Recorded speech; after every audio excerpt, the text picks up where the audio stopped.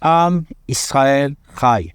Il y a des matins où il est difficile en Israël de se lever en disant ces mots-là, le peuple d'Israël vit.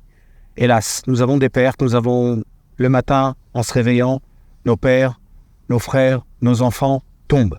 Est-ce qu'on peut encore dire Am Israël Chai?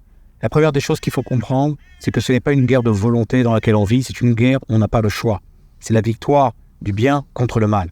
Et cette guerre-là, elle a un prix. Nous n'allons pas nous battre parce que nous sommes belliqueux. Nous allons nous battre parce que nous devons gagner pour pouvoir redonner la vie en Israël. On se bat pour la vie, on ne se bat pas pour la mort. On n'a pas le culte des morts.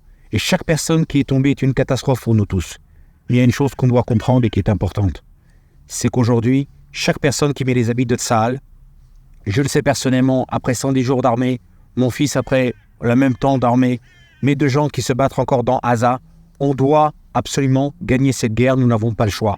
Quand on met les habits militaires, on dit que notre personne, notre individu, on la met au service du collectif. C'est pour ça que les questions que tout le monde pose, pourquoi des pères de famille qui ont 2 enfants, 5 enfants, pourquoi des gens qui viennent de se marier, pourquoi des gens qui viennent d'avoir un enfant, pourquoi ces gens-là doivent aller à la guerre? Parce que nous n'avons pas le choix. C'est une réalité qu'on nous a imposée. Mais cette réalité-là, elle est meilleure que la réalité qu'on avait il y a 75 ans. Parce que pendant 2000 ans, il n'y a pas eu de guerre. Il y a eu que des pogroms. Aujourd'hui, on a une guerre, mais on peut se battre, on peut se défendre. Mais là, ça a un prix. Et qu'est-ce qu'on doit faire aujourd'hui pour surmonter cette peine? On ne peut pas enlever la peine qu'on a. On a reçu un coup.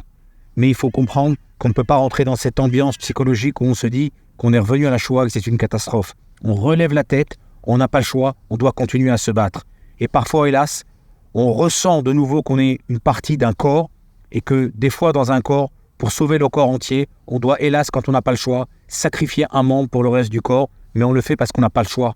Et c'est la réalité aujourd'hui. Et c'est pour ça qu'aujourd'hui, notre réponse à la mort, notre réponse pour surmonter et pour aider les personnes qui ont perdu leur chair, c'est de rajouter de la vie.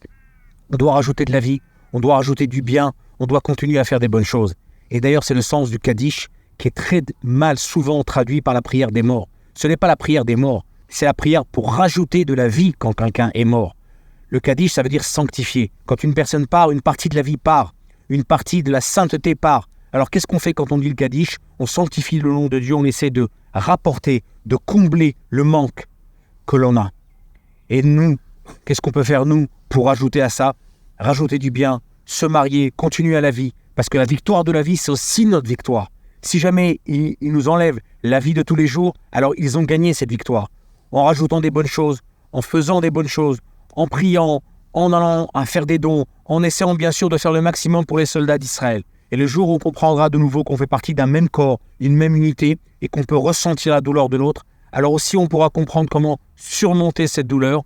Et la chose que l'on demande au ciel, c'est que même si on sait qu'on va gagner, c'est de limiter ce prix qui est terrible à porter. Mais quand on dit « Am Israël Chai », le peuple, lui, continuera à vivre à jamais. Et ça, c'est une chose qu'on ne pourra pas changer.